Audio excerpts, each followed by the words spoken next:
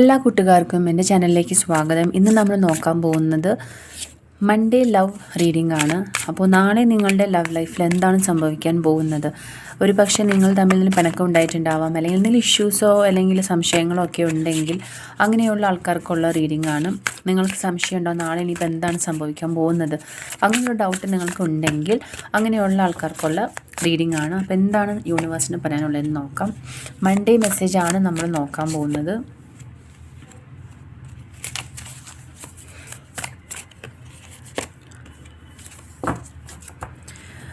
അപ്പം മനസ്സിലാവുന്ന കാര്യം, നമുക്ക് 3 മെസ്സേജാണ് കിട്ടിയിരിക്കുന്നത്.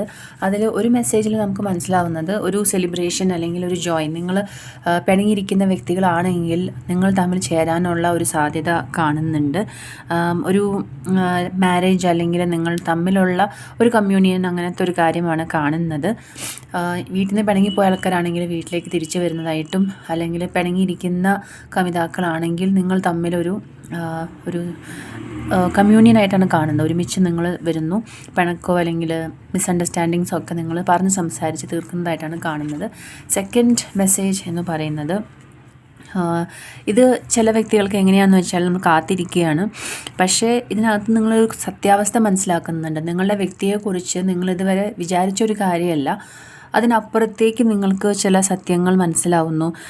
അതല്ലെങ്കിൽ ഒരു യാത്ര പുറപ്പെടാനായിട്ട് ആഗ്രഹിക്കുന്നു, ഒരു വിഷമത്തിൽ നിന്ന് കരകയറാൻ വേണ്ടി ഒരു യാത്ര, അല്ലെങ്കിൽ ജോലിക്കാര്യത്തിനായിട്ടൊരു യാത്ര.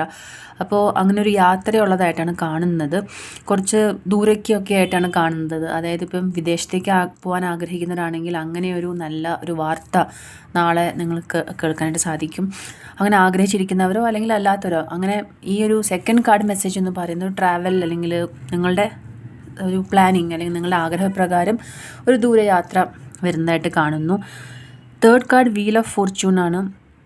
നിങ്ങളുടെ കർമ്മ അല്ലെങ്കിൽ നിങ്ങളുടെ കുറേ ബാഡ് ഡിസിഷൻസ് എല്ലാത്തിനും ഒരു എൻഡ് വരുന്നതായിട്ടാണ് കാണുന്നത്.